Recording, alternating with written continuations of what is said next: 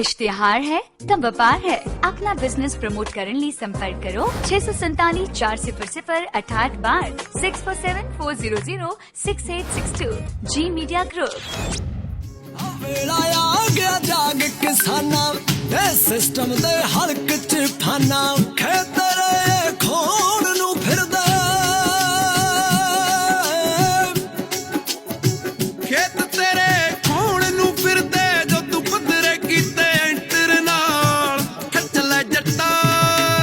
ਜੀ ਦੋਸਤੋ, ਇਸ ਵੇਲੇ ਸਮਾਂ 3:11 ਹਰਜਿੰਦਰ ਗਿੱਲ ਸ਼ੋ 1350 AM ਦੇ ਉੱਪਰ ਸਾਡਾ ਥੋੜਾ ਸਾਥ ਹੁੰਦਾ 2 ਵਜੇ ਤੋਂ ਲੈ ਕੇ 5 ਵਜੇ ਤੱਕ। ਜਿਵੇਂ ਥੋੜੀ ਦੇਰ ਪਹਿਲਾਂ ਵੀ ਆਪਾਂ ਜ਼ਿਕਰ ਕੀਤਾ ਸੀ ਕਿ ਅੱਜ ਇੱਕ ਵਿਸ਼ੇਸ਼ ਗੱਲਬਾਤ ਕਰਾਂਗੇ ਅਸੀਂ। ਹੈਰੀ ਧਾਲੀਵਾਲ ਸਾਹਿਬ ਸਾਡੇ ਨਾਲ ਨੇ ਇਸ ਵੇਲੇ ਫੋਨ ਲਾਈਨ ਦੇ ਜ਼ਰੀਏ, ਤੇ ਜਿੱਥੇ ਸਿਸਟਮ ਦੇ ਹਲਕ 'ਚ ਫਾਨਾ ਦੇਣ ਦੀ ਗੱਲ ਕੀਤੀ ਹੈ ਕੰਵਰ ਗਰੇਵਾਲ ਤੇ ਹਰਫ ਚੀਮਾ ਦੇ ਇਸ ਗੀਤ ਦੀ। ਧਾਲੀਵਾਲ ਸਾਹਿਬ ਤੋਂ ਪੁੱਛਦੇ ਹਾਂ ਕਿ ਕਿਹੜੇ ਤਰੀਕੇ ਹੋ ਸਕਦੇ ਜੇ ਇਸ ਤਰ੍ਹਾਂ ਕਰਨਾ ਹੀ ਹੋਵੇ ਤਾਂ। ਧਾਲੀਵਾਲ ਸਾਹਿਬ, ਪਹਿਲਾਂ ਤਾਂ ਬਹੁਤ ਬਹੁਤ ਸਵਾਗਤ।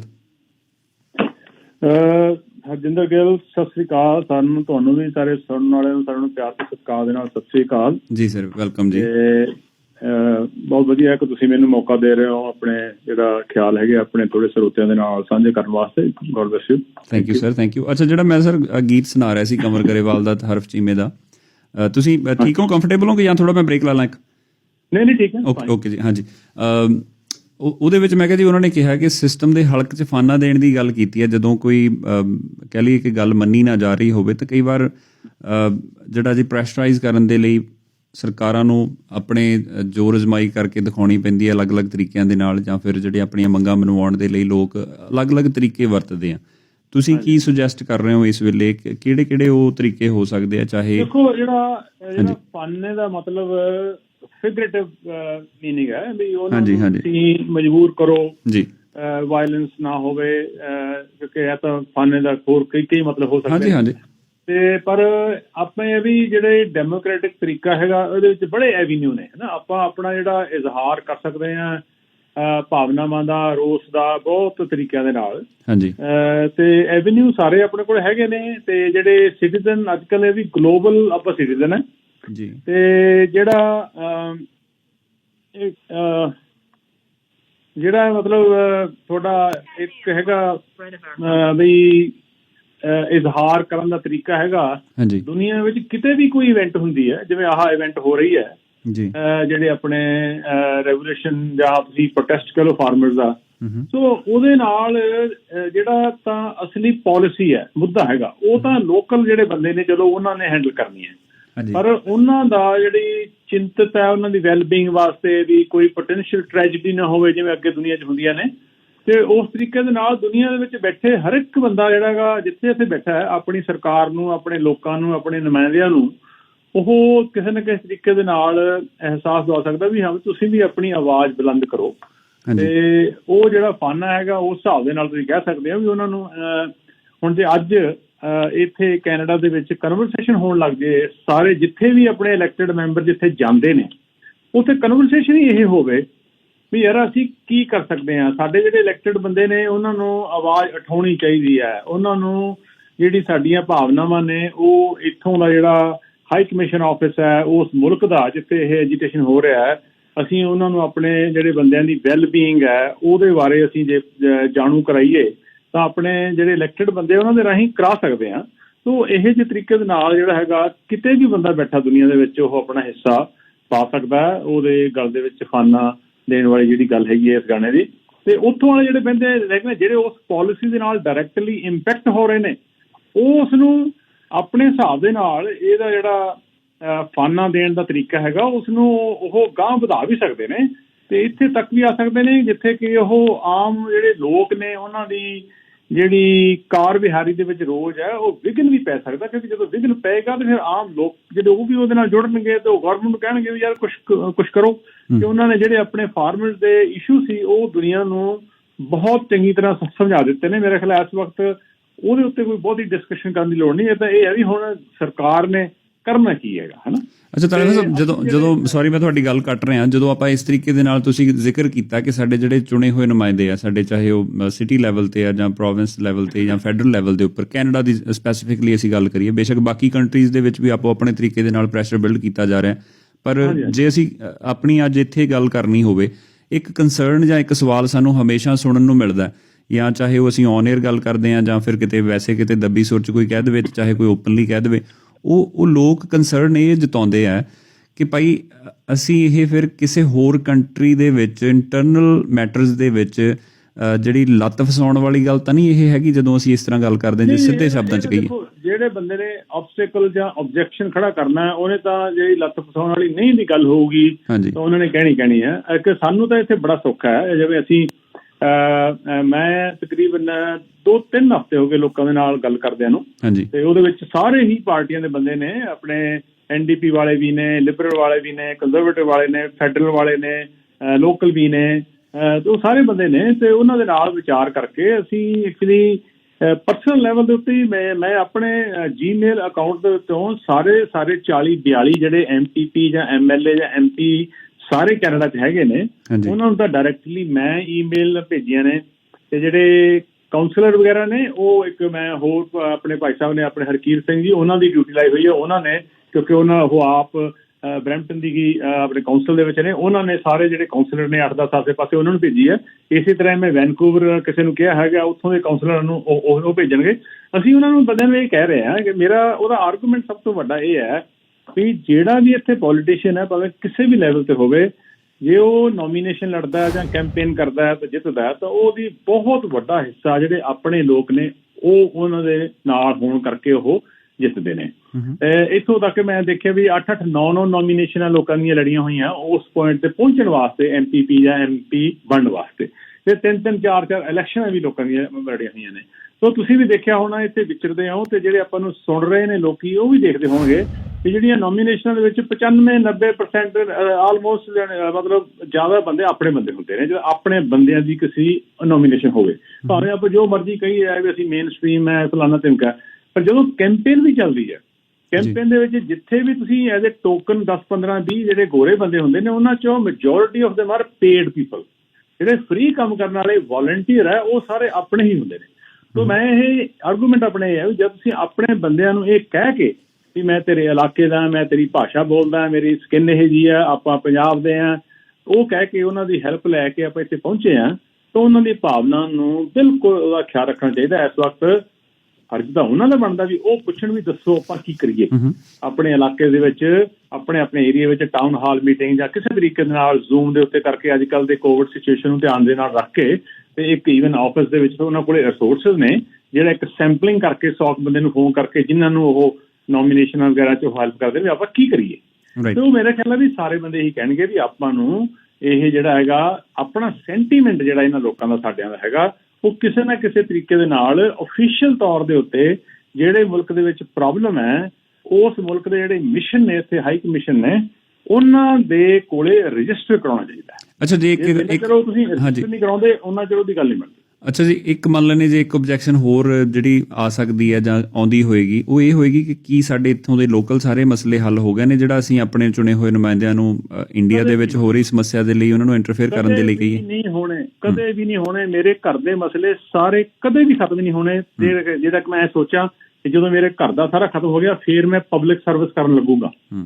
ਤੇ ਇਸ ਕਰਕੇ ਇਹ ਤਾਂ ਐਵੇਂ ਇੱਕ ਉਹ ਜਿਹੜਾ ਦੂਸਰੇ ਪਾਸੇ ਫਨ ਅੜਾਉਣ ਵਾਲੀ ਗੱਲ ਹੈ ਇਹ, ਹੈ ਨਾ, ਵੀ ਨਾ ਕੰਮ ਕਰਨ ਵਾਲਾ ਜਿਹੜਾ ਹੈਗਾ ਫਨ ਹੈਗਾ, ਵੀ ਤੁਸੀਂ ਕੋਈ ਨਾ ਕੋਈ ਬਹਾਨਾ ਲੱਭਣਾ। ਅਦਰਵਾਈਜ਼ ਤੁਸੀਂ ਦੇਖੋਗੇ ਜ਼ਿਆਦਾ ਜਿਹੜੇ ਕੰਮ ਕਰਦੇ ਆ ਉਹਨਾਂ ਨੂੰ ਆਪਣੀਆਂ ਬੜੀਆਂ ਪ੍ਰੋਬਲਮ ਹੁੰਦੀਆਂ। ਜਿਹੜੇ ਹੁਣ ਇਲੈਕਸ਼ਨ ਵੀ ਜਦੋਂ ਬੰਦਾ ਲੜਦਾ, ਇਹ ਥੋੜਾ ਵੀ ਤੁਸੀਂ ਇਲੈਕਸ਼ਨ ਇਸ ਕਰਕੇ ਲੜਦੇ, ਵੀ ਹੁਣ ਇਲੈਕਸ਼ਨਾਂ ਦਾ ਪ੍ਰੋਸੈਸ ਹੈ, 1.5-2 ਸਾਲ ਲੋਕੀ ਉਹਦੇ ਉੱਤੇ ਲਾਉਂਦੇ ਨੇ। ਨੋਮੀਨੇਸ਼ਨ ਹੋ ਗਈ, ਫਿਰ ਉਹਦਾ ਤਿਆਰੀ ਕਰਨੀ, ਇਹ ਕਰਨੀ ਹੈ। ਉਹ 1.5 ਸਾਲ ਦੇ ਵਿੱਚ ਇਹ ਥੋੜਾ ਵੀ ਉਹਨਾਂ ਦੇ ਘਰੇ ਕੋਈ ਡੈਥ ਨਹੀਂ ਹੁੰਦੀ, ਘਰੇ ਕੋਈ ਬਿਮਾਰ ਨਹੀਂ ਹੁੰਦਾ, ਘਰੇ ਕੋਈ ਪ੍ਰੋਬਲਮ ਨਹੀਂ ਹੁੰਦੀ।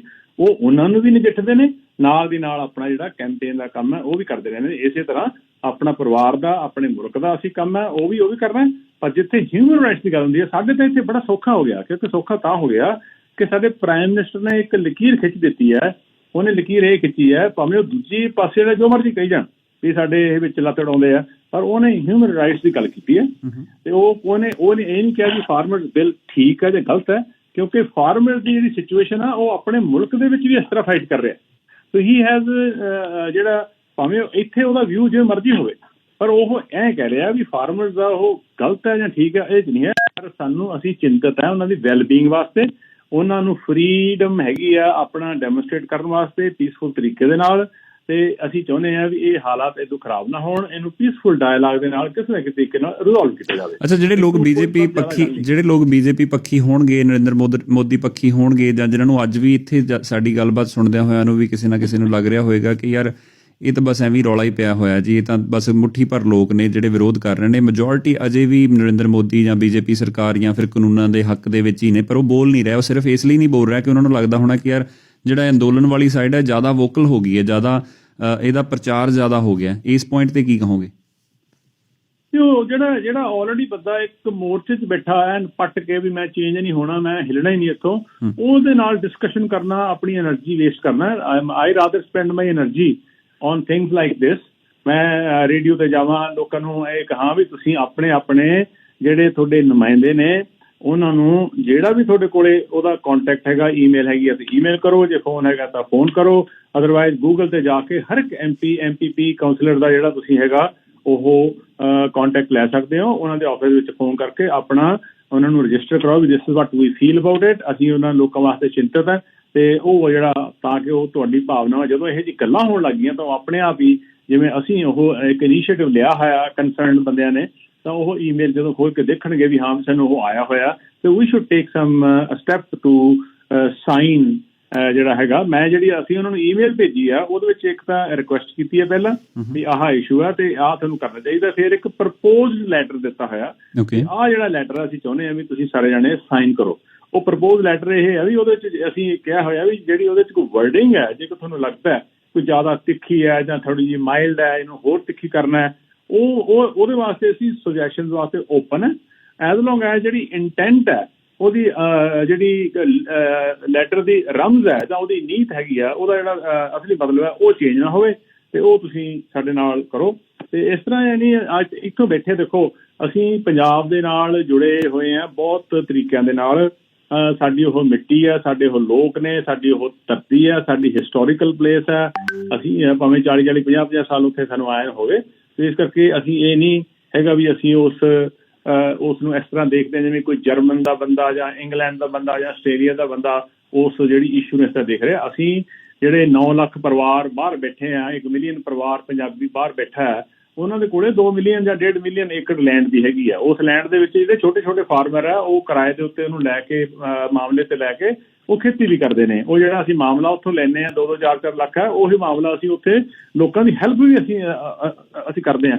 ਸੋ ਅਸੀਂ ਡਾਇਰੈਕਟਲੀ ਜੁੜੇ ਹੋਏ ਹਾਂ ਉੱਥੋਂ ਦੇ ਨਾਲ, ਤੇ ਸਾਡਾ ਫਰਜ਼ ਬਣਦਾ ਹੈਗਾ ਵੀ ਸਾਡੇ ਨੁਮਾਇੰਦੇ ਨੇ ਜਿਹੜੀਆਂ ਸਾਡੀਆਂ ਆਪਦੇ ਆਪ ਨੂੰ ਪੰਜਾਬੀ ਦੱਸ ਕੇ ਸਭ ਕੁਝ ਲੈਂਗੁਏਜ ਵਗੈਰਾ ਦੱਸ ਕੇ ਅਸੀਂ ਤੁਹਾਡੇ ਆਪਣੇ ਬੰਦੇ ਆ ਉਹ ਕਹਿ ਕੇ ਜਦੋਂ ਉਹ ਬਣੇ ਹੋਏ ਨੇ ਤਾਂ ਉਹ ਆਪਣੇ ਬੰਦਿਆਂ ਦੀ ਜਿਹੜੀ ਭਾਵਨਾਵਾਂ ਹੈਗੀਆਂ ਉਹਨਾਂ ਨੂੰ ਵੀ ਉਹ ਰਜਿਸਟਰ ਕਰਨੀਆਂ ਚਾਹੀਦੀਆਂ ਹਾਈ ਕਮਿਸ਼ਨ ਦੇ ਵਿੱਚ। ਮੈਂ ਈਵਨ ਪਰਸਨਲ ਲੈਵਲ ਦੇ ਉੱਤੇ ਜਾ ਕੇ ਆਪਣੀਆਂ ਭਾਵਨਾਵਾਂ ਨੂੰ ਉਹਨਾਂ ਨੂੰ ਰਜਿਸਟਰ ਕਰਾ ਕੇ ਆਇਆ ਹੋਇਆ, ਤੇ ਇਹ ਆਪਣੀਆਂ ਪਰਸਨਲ ਨੂੰ ਤੇ ਜਿੰਨੇ ਕੁ ਮੈਂ ਬੰਦਿਆਂ ਦੇ ਨਾਲ ਗੱਲ ਕੀਤੀ ਹੈ, ਈਵਨ ਜਿਹੜੇ ਬੀਜੇਪੀ ਵਾਲੇ ਆ ਉਹ ਵੀ ਜੇ ਕੋਈ ਇਕੱਲੇ ਤੋਂ ਇਕੱਲਾ ਇਸ ਤਰ੍ਹਾਂ ਬੰਦਾ ਗੱਲ ਕਰਨ ਆਉਂਦਾ ਹੈ ਤਾਂ actually they have nothing to say against this, ਕਿਉਂਕਿ ਇਹ ਬਹੁਤ 7 ਮਹੀਨਿਆਂ ਤੋਂ ਲੱਗੇ ਹੋਏ ਨੇ, ਜਿਹੜੇ ਪ੍ਰੂਵ ਹੋ ਚੁੱਕਿਆ ਕਿ ਇਹ ਇੱਕ ਕਾਰਪੋਰੇਸ਼ਨ ਨੂੰ, ਕਾਰਪੋਰੇਟ ਵਰਲਡ ਨੂੰ, ਪੈਸੇ ਵਾਲੇ ਬੰਦਿਆਂ ਨੂੰ ਇੱਕ ਐਸੇ ਸਿਚੁਏਸ਼ਨ ਦੇ ਵਿੱਚ ਪਾਤਾ ਕਿ ਉਹ ਗਰੀਬ ਬੰਦੇ ਨੂੰ ਅਬਿਊਜ਼ ਕਰ ਸਕਦਾ, ਤੇ ਉਹ ਜਦੋਂ ਵੀ ਉਹਨੂੰ ਚਾਂਸ ਮਿਲਿਆ ਪਹਿਲਾਂ ਉਹਨਾਂ ਨੂੰ ਲਾਲਚ ਦੇਗਾ, ਲਾਲਚ ਦੇ ਕੇ ਦੇਖਿਆ ਵੀ ਉਹ ਉਹਨਾਂ ਤੇ ਕੰਪਲੀਟਲੀ ਡਿਪੈਂਡੈਂਟ ਹੋ ਗਿਆ, ਡਿਪੈਂਡੈਂਟ ਤੋਂ ਬਾਅਦ ਉਹਨਾਂ ਨੂੰ ਉਹ ਅਬਿਊਜ਼ ਕਰਨਾ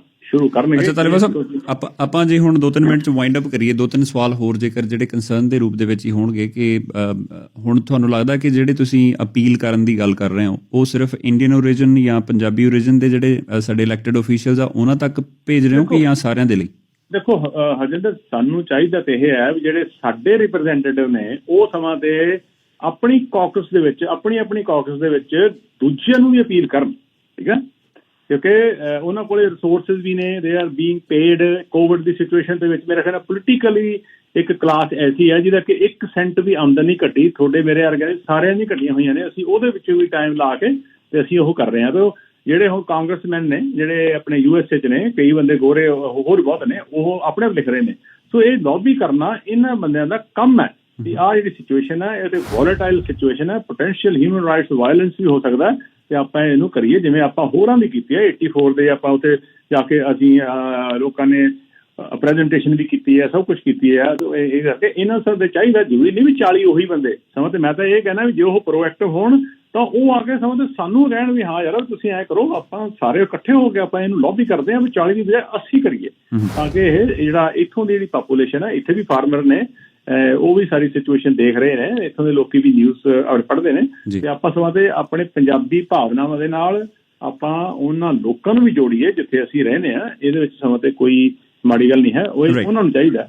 ਬਿਲਕੁਲ। ਅੱਛਾ, ਇੱਥੇ ਦੋਸਤੋ ਮੈਂ ਦੱਸ ਦਿੰਦਾ ਕਿ ਸਾਡੇ ਨਾਲ ਹੈਰੀ ਧਾਲੀਵਾਲ ਸਾਹਿਬ ਇਸ ਵੇਲੇ ਗੱਲਬਾਤ ਕਰ ਰਹੇ ਆ, ਤੇ ਆਪਾਂ ਜੇ ਕੋਈ ਸਾਡਾ ਇੱਕ ਦੋ ਸਰੋਤੇ ਵੀ ਕੋਈ ਗੱਲ ਕਰਨੀ ਚਾਹੁੰਦੇ ਹੋਣ ਜਾਂ ਤੁਹਾਡਾ ਕੋਈ ਸਵਾਲ ਹੋਵੇ ਜਾਂ ਤੁਸੀਂ ਸਹਿਮਤੀ ਜਾਂ ਅਸਹਿਮਤੀ ਹੋਵੇ ਧਾਲੀਵਾਲ ਸਾਹਿਬ ਜੋ ਪ੍ਰਪੋਜ਼ਲ ਜਾਂ ਜੋ ਗੱਲ ਜਾਂ ਅਪੀਲ ਜਿਹਦੇ ਬਾਰੇ ਚ ਜ਼ਿਕਰ ਕਰ ਰਿਹਾ, ਤਾਂ ਜ਼ਰੂਰ 905 601 1350 ਆਪਾਂ ਅਗਲੇ 2-3 ਮਿੰਟ ਦੇ ਵਿੱਚ ਹੀ ਵਾਈਂਡ ਅਪ ਕਰ ਦੇਣੀ ਹੈ। ਜੇ 2 ਕਾਲਸ ਜਾਂ 3 ਕਾਲਸ ਜਿੰਨੀਆਂ ਵੀ ਤੁਸੀਂ ਕਰੋਗੇ ਅਗਲੇ 2-3 ਮਿੰਟ ਦੇ ਵਿੱਚ, ਤਾਂ ਉਹਨਾਂ ਨੂੰ ਔਨ ਏਅਰ ਕਰਕੇ ਆਪਾਂ ਫਿਰ ਵਾਈਂਡ ਅਪ ਕਰ ਦਿੰਦੇ ਹਾਂ। ਧਾਲੀਵਾਲ ਸਾਹਿਬ, ਇਸ ਤੋਂ ਪਹਿਲਾਂ ਕਿ ਜੇ ਕੋਈ ਸਾਡਾ ਕਾਲਰ ਗੱਲ ਕਰਦਾ ਜਾਂ ਨਹੀਂ ਕਰਦਾ, ਚਲੋ ਵੱਖਰੀ ਗੱਲ ਹੈ, ਪਰ ਜਿਹੜੇ ਇੱਕ ਸਵਾਲ ਮੈਂ ਹੋਰ ਪੁੱਛਣਾ ਚਾਹਾਂਗਾ, ਨੰਬਰ ਮੈਂ ਦੇ ਦੇਣਾ ਜੀ 905 601 1350 905 601 1350 ਸਾਡੇ ਸਟੂਡੀਓ ਦਾ ਨੰਬਰ ਹੈ।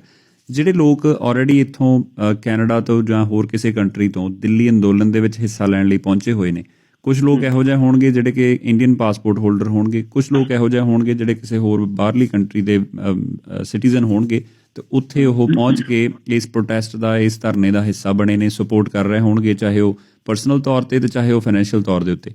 ਕੋਈ ਟੈਕਨੀਕੈਲਿਟੀਜ਼ ਕੀ ਕਹਿੰਦੀਆਂ ਨੇ ਜਦੋਂ ਇਸ ਤਰ੍ਹਾਂ ਜਦੋਂ ਦੂਸਰੀ ਕੰਟਰੀ 'ਚ ਜਾ ਕੇ ਇਨਵੋਲਵ ਹੁੰਦਾ, ਪੋਲੀਟੀਕਲੀ ਜਾਂ ਟੈਕਨੀਕਲੀ ਕੋਈ ਇਸ਼ੂਜ਼ ਹੁੰਦੇ ਨੇ ਜਾਂ ਕੋਈ ਸਮੱਸਿਆ ਆ ਸਕਦੀ ਹੁੰਦੀ ਹੈ ਉਹਨਾਂ ਲੋਕਾਂ ਲਈ? ਦੇਖੋ, ਇਹ ਟੈਕਨੀਕਲੀ ਦੇਖੋ, ਜੇ ਤਾਂ ਜਿਹਦੇ ਤੇ ਉਲਟ ਜਾਂਦੀ ਹੈ ਉਹਦੀ ਇਨਵੋਲਵਮੈਂਟ, ਜਿਹੜੀ ਉਹਦੀ ਇਨਵੋਲਵਮੈਂਟ ਆ ਜਾਂ ਉਹਦੀ ਜਿਹੜੀ ਐਡਵੋਕੇਸੀ ਹੈ, ਉਹਨੇ ਤਾਂ ਕਹਿਣਾ ਇਹ ਠੀਕ ਨਹੀਂ ਹੈ।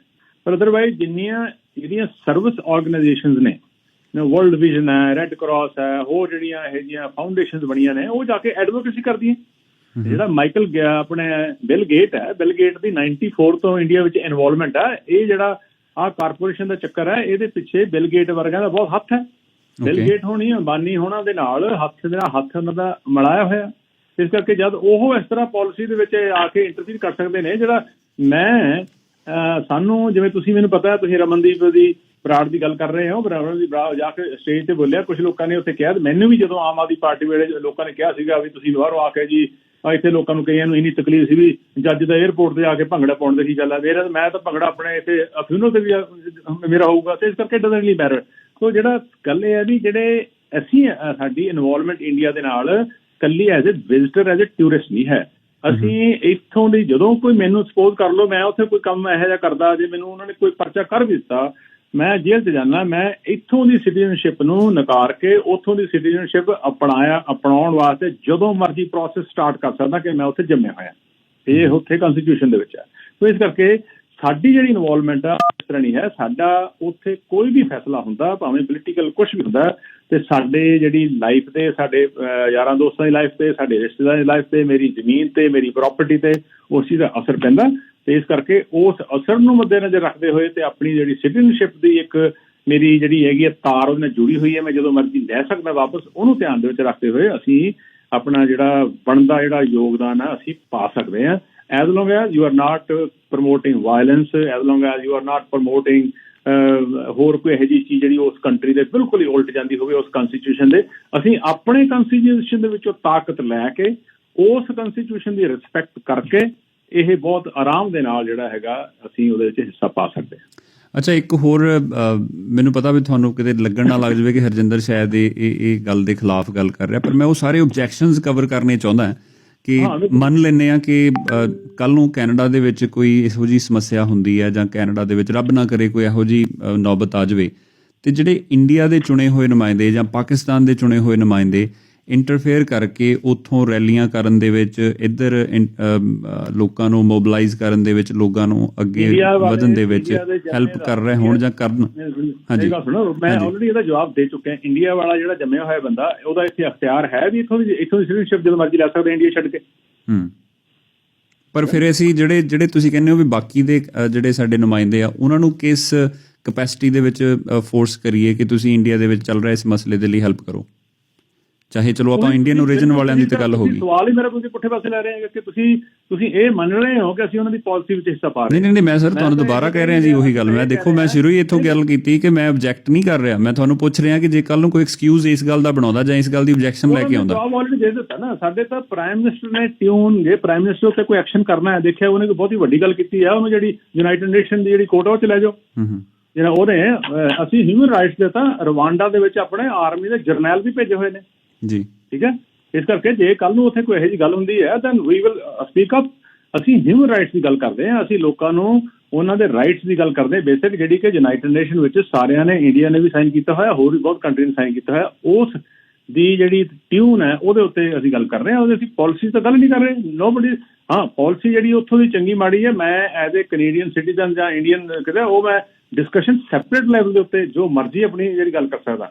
ਪਰ ਜਿਹੜਾ ਲੈਟਰ ਦੀ ਮੈਂ ਗੱਲ ਕਰ ਰਿਹਾ, ਜਿਹੜੇ ਇਹਨਾਂ ਬੰਦਿਆਂ ਨੂੰ ਅਸੀਂ ਐਡਵੋਕੇਸੀ ਕਰ ਰਹੇ ਹਾਂ ਵੀ ਇਹ ਕਰਨਾ, ਉਹ ਅਸੀਂ ਬਿਲਕੁਲ ਉਹਨਾਂ ਨੂੰ ਕਹਿ ਰਹੇ ਹਾਂ ਵੀ ਤੁਸੀਂ ਆਪਣੀਆਂ ਹਿਊਮਨ ਰਾਈਟਸ ਦੀ ਜਿਹੜੀ ਬਾਉਂਡਰੀ ਆ ਉਹਦੇ ਵਿੱਚ ਹੀ ਰਹਿ ਕੇ ਆਪਣਾ ਕੰਸਰਨ ਜਿਹੜਾ ਹੈਗਾ ਜ਼ਾਹਰ ਕਰਨਾ। ਅੱਛਾ, ਜਿਹੜੇ ਲੋਕ ਹੁਣ ਇੱਥੇ ਬੈਠ ਕੇ ਆਪਾਂ ਕਾਫੀ ਸਾਰੇ ਧਰਨੇ ਜਾਂ ਹੋਰ ਰੈਲੀਜ਼ ਵੀ ਹੋ ਰਹੀਆਂ ਨੇ, ਉਹਦਾ ਪ੍ਰਭਾਵ ਕੀ ਮੰਨਦੇ ਹੋ? ਤੁਹਾਨੂੰ ਲੱਗਦਾ ਕਿ ਉਹ ਇਸ ਤਰ੍ਹਾਂ ਕਰਨ ਦੇ ਨਾਲ ਕੋਈ ਪੋਜ਼ਿਟਿਵ ਨੈਗੇਟਿਵ ਕਿਸ ਤਰ੍ਹਾਂ ਦੀ ਅਪਰੋਚ ਜਾਂਦੀ ਹੈ? ਬਿਲਕੁਲ ਉਹਦਾ ਪੋਜ਼ਿਟਿਵ ਹੀ ਪੈਂਦਾ। ਪੋਜ਼ਿਟਿਵ ਪੈਂਦਾ ਵੀ ਇਹ ਗੱਲ ਜਿਹੜੀ ਹੈ ਦੁਨੀਆ ਵਿੱਚ ਇਨਫੋਰਮੇਸ਼ਨ ਸਾਰੀ ਦੁਨੀਆ ਵਿੱਚ ਪਹੁੰਚ ਗਈ ਹੈ ਤੇ ਸਾਡਾ ਵੀ ਜਿਹੜਾ ਜਿੰਨਾ ਕੁ ਫਰਕ ਪਿਆ ਹੈਗਾ, ਜਿਵੇਂ ਇੰਗਲੈਂਡ ਦੇ 34 ਬੰਦਿਆਂ ਨੇ ਜਿਹੜਾ ਉਹ ਲੈਟਰ ਲਿਖ ਕੇ ਤੇ ਹਾਈ ਕਮਿਸ਼ਨ ਨੂੰ ਕੀਤਾ, ਉਹਦੀ ਉੱਥੇ ਗੱਲ ਹੁੰਦੀ ਹੈ ਸਟੇਜ ਦੇ ਉੱਤੇ, ਉੱਥੋਂ ਦੇ ਲੋਕਾਂ ਨੂੰ ਹੌਸਲਾ ਮਿਲਦਾ। ਟਰੂਡੋ ਨੇ ਜਿਹੜੀ ਗੱਲ ਕੀਤੀ ਹੈ ਉਹਦੀ ਸਟੇਜ ਦੇ ਉੱਤੇ ਗੱਲ ਹੁੰਦੀ ਹੈ, ਉਹਦੇ ਲੋਕਾਂ ਨੂੰ ਹੌਸਲਾ ਮਿਲਦਾ। ਉਸ ਸਰਕਾਰ ਨੂੰ ਚਿੰਤਾ ਹੁੰਦੀ ਹੈ। ਉਹ ਜੇ ਇਸ ਵਕਤ ਤੁਸੀਂ ਸੋਚੋ ਵੀ ਜੇ ਜਿਵੇਂ ਮੋਦੀ ਤੇ ਅਮਿਤ ਸ਼ਾਹ ਜਿਹੇ ਜਿਹਾ ਉਹਨਾਂ ਦੀ ਹਿਸਟਰੀ ਹੈ, ਜੇ ਉਹਨਾਂ ਨੂੰ ਐਂ ਪਤਾ ਲੱਗੇ ਵੀ ਜਿਹੜੀ ਅਸੀਂ ਇੱਥੇ ਗੱਲ ਕਰ ਰਹੇ ਹਾਂ ਦੁਨੀਆ ਦੇ ਵਿੱਚ ਕਿਸੇ ਨੂੰ ਨਹੀਂ ਪਤਾ ਲੱਗਣਾ, could you imagine what they will be able to do?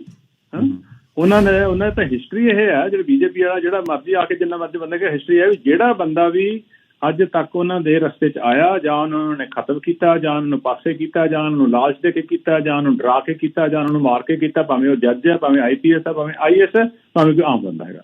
ਤੇ ਇਸ ਕਰਕੇ ਉਹਨਾਂ ਤੋਂ ਤੁਸੀਂ ਇਹ ਜਿਹੜਾ ਬਚਿਆ ਹੋਇਆ ਨਾ ਅੱਜ ਤੱਕ ਹੈਗਾ, ਉਹ ਇਸੇ ਕਰਕੇ ਹੈ ਕਿ ਇਨਫੋਰਮੇਸ਼ਨ ਹੈ ਜਿਹੜੀ ਅੱਜ ਕੱਲ੍ਹ ਦੁਨੀਆ ਦੇ ਵਿੱਚ ਸਾਰੇ ਪਾਸੇ ਆ, ਤੇ ਉਹ ਉਹਨਾਂ ਦਾ ਉਹ ਇੰਟਰਨੈਟ ਕਰਕੇ ਉਹ ਬਿਲਕੁਲ ਨੰਗੇ ਚਿੱਟੇ ਦਿਖ ਰਹੇ ਨੇ ਜਦੋਂ ਵੀ ਕੋਈ ਗੱਲ ਕਰਨਗੇ।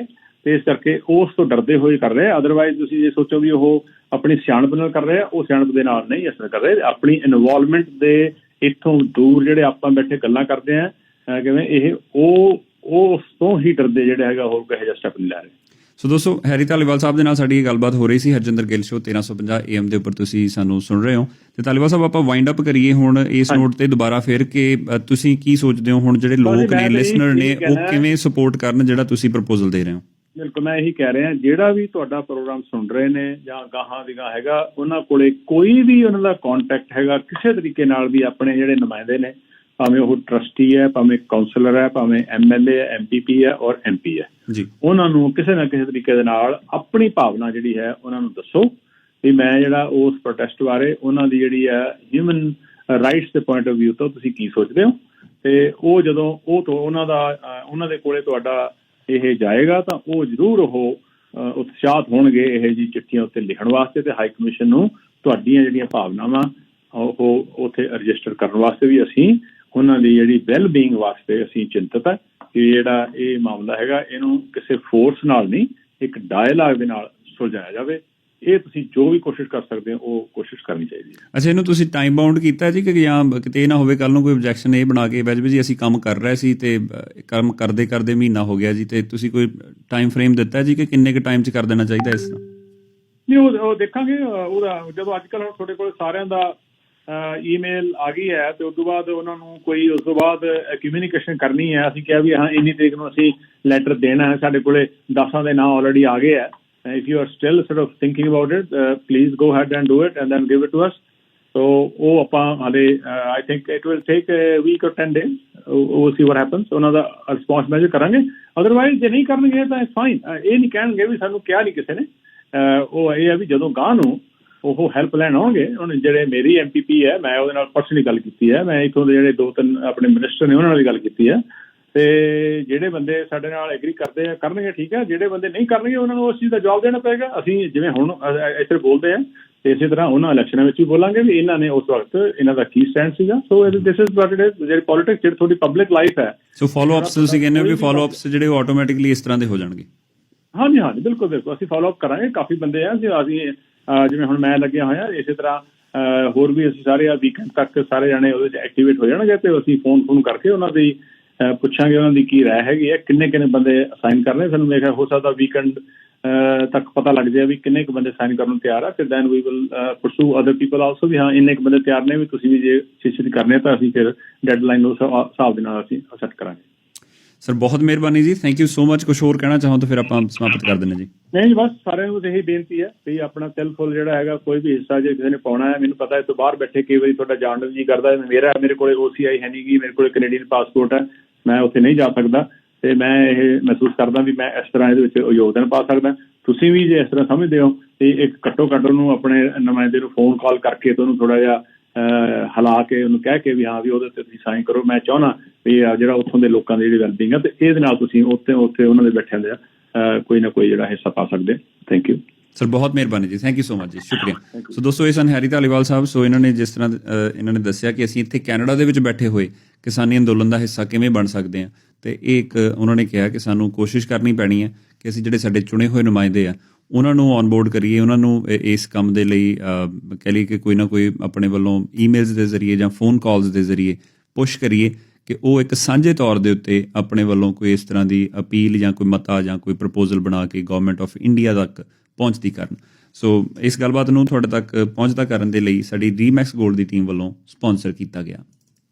ਚੰਗੀ ਇਨਵੈਸਟਮੈਂਟ ਦੀ ਸ਼ੁਰੂਆਤ ਚੰਗੀ ਸਲਾਹ ਨਾਲ ਹੁੰਦੀ ਹੈ ਤੇ ਐਦਾਂ ਦੀ ਸਲਾਹ ਤੁਸੀਂ ਹਰ ਕਿਸੇ ਤੋਂ ਨਹੀਂ ਲੈ ਸਕਦੇ। ਇਸ ਕਰਕੇ ਰੀਮੈਕਸ 골ਡ ਰਿਐਲਿਟੀ ਦੇ ਹਰਜਿੰਦਰ ਗਿੱਲ ਨਾਲ ਅੱਜ ਹੀ ਗੱਲ ਕਰੋ। ਚਾਹੇ ਤੁਸੀਂ ਫਰਸਟ ਟਾਈਮ ਹੋਮ ਬਾਇਰ ਹੋ, ਲੌਂਗ ਟਰਮ ਇਨਵੈਸਟਮੈਂਟ ਦੀ ਭਾਲ ਵਿੱਚੋਂ ਪ੍ਰਾਪਰਟੀ ਬਾਏ ਔਰ ਸੈਲ ਕਰਨਾ ਚਾਹੁੰਦੇ ਹੋ, ਫਿਊਚਰ ਪ੍ਰੋਜੈਕਟਸ ਵਿੱਚ ਇਨਵੈਸਟਮੈਂਟ ਜਾਂ ਲੁਕਿੰਗ ਫॉर ਰੀਟੇਲ ਯੂਨਿਟਸ, ਤਾਂ ਤੁਸੀਂ ਬਿਲਕੁਲ ਠੀਕ ਨਾ ਸੁਣਿਆ। Harjinder Gill, with vast variety of marketing, promotions and showcasing your next hot deal. Harjinder Gill is the name to call at 647-400-6862 or visit teamharjindergill.com, helping you to fulfill your real estate plans.